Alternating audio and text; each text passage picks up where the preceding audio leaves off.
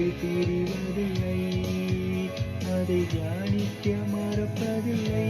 உன் வார்த்தை என் வாய் விட்டு பிரிவதில்லை, அதை தியானிக்க மறப்பதில்லை. கர்த்தர் மேல் நம்பிக்கை வைக்கும் மனுஷன் நான். கர்த்தரை நம்பிக்கையாய் கொண்ட மனுஷன் நான்.